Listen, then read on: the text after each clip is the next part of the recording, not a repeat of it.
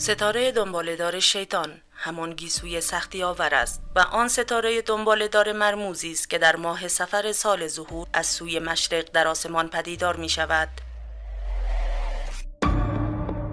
و چند ماه میان خورشید و زمین می گردد تا آنکه در ماه رمضان همان سال بر اثر نیروی کششی زمین به آن نزدیک می شود و گرد کره زمین میچرخد و اندک اندک داخل هوای فشرده دور زمین می رود و هنگام برخوردش با آن صدایی مانند صدای توفیدن ابر پدید می آید. وزش تند بادی سرخ و سرخ شدن هوای آسمان از نشانه های نزدیک شدن زمان ظهور و قیام امام مهدی علیه السلام می باشد.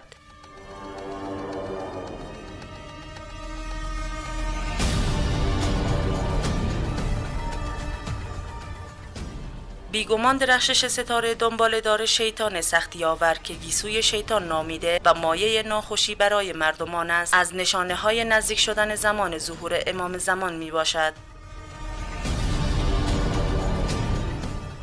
با سلام به همراهان چنل مهدی تیوی، در این ویدیو اسرار مرموز گیسوی سختی آور را کشف می کنیم. دنباله‌دار شیطان، ستاره هولناک آخرالزمان. منابع این ویدیو بر اساس نوشته های تاریخی و روایات اسلامی است. حتما این چند روز از دنباله‌دار شیطان زیاد شنیدید و چون عنصر آهن دارد که در بسیاری از دنباله‌دارها یافت می شود، با رنگ طلایی یا زعفرانی می سوزد و 3 یا 7 شب پیاپی برای زمینیان نورافشانی می کند و با گازها، گردها و سنگهای همراهش تند بادی سرخ پدید می آورد که هوای آسمان را سرخ می کند و بر روی زمین شهاب‌های بسیاری فرو می باراند و سپس از دنباله‌دار شیطان شهابی بزرگ می ماند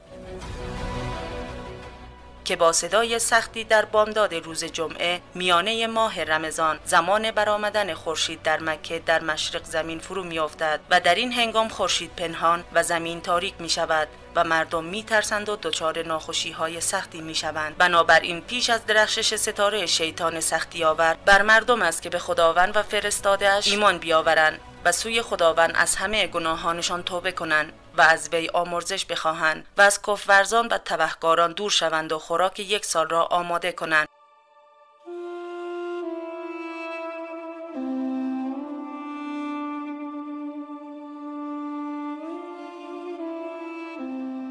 و هنگامی که زمان فرو افتادن شهاب مانده از آن ستاره دنباله‌دار بر روی زمین نزدیک می شود، باید درون خانه هایشان بروند و خودشان را بپوشانند و گوشهایشان را ببندند و سرگرم الله اکبر گفتن و نماز شوند و هرگاه آوای بلند را دریافتند باید برای خدا سجده کنند و بگویند سبحان القدوس سبحان القدوس ربنا القدوس. پس کسی که آن کارها را انجام دهد رهایی می یابد و کسی که آنها را انجام ندهد نابود می شود.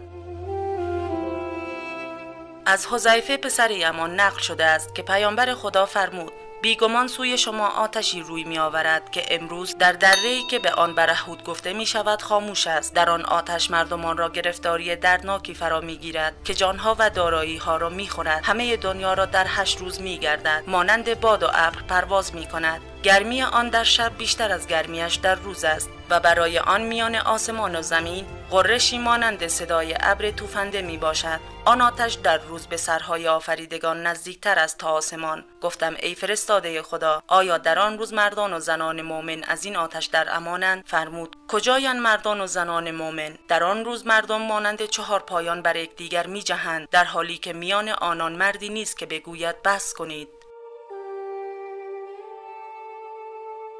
بدان که بیگمان مراد از آتشی در این حدیث همان گیسوی شیطان یا ستاره فروزان گرفتاری است که در آخر زمان از مشرق می درخشد و وزش تند بادی سرخ را پدید می آورد. از حذیفه پسر یمان روایت شده است که پیامبر اسلام فرمود در گروه مردم من فرو برده شدند، سنگباران شدند، لرزش سخت، زلزله ها، مارهای بالدار، باد سرخ، آتشی که از سوی مشرق نابودشان می کند، بادی که در دریا پرتابشان می کند و نشانه های پیاپی که چون دانه های برشته کشیده شده برخی در پی دیگری می آیند خواهد بود. همچنین ایشان فرمودند هرگاه گروه مردم من 15 ویژگی را داشته باشند در ایشان ناخوشی فرود می آید. هرگاه درآمدهای همگانی دارایی ویژه و بخشش به نیازمندان زیان باشد، مرد فرمان بردار زنش شود و با مادرش نافرمانی کند، با دوستش مهربانی ورزد و از پدرش روی گرداند، مرد از ترس بدیش گرامی داشته شود. رهبر گروه پسترین کس ایشان باشد. ابریشم بپوشند، کنیزان آوازخوان و ابزارهای موسیقی را برگزینند، مستی آوران را بنوشند و زنا بسیار شود. در آن هنگام چشم به راه باد سرخی فرو برده شدنی و زشت گردیدنی و چیره شدن دشمن بر شما باشید، سپس یاری نخواهید شد.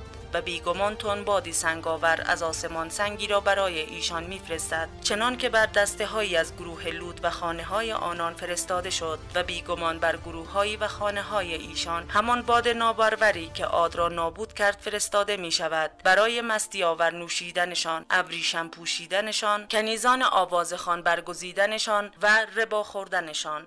ممنون از اینکه تا انتهای ویدیو منو همراهی کردید. تا دیدار بعد، الله یار و نگهدارتون.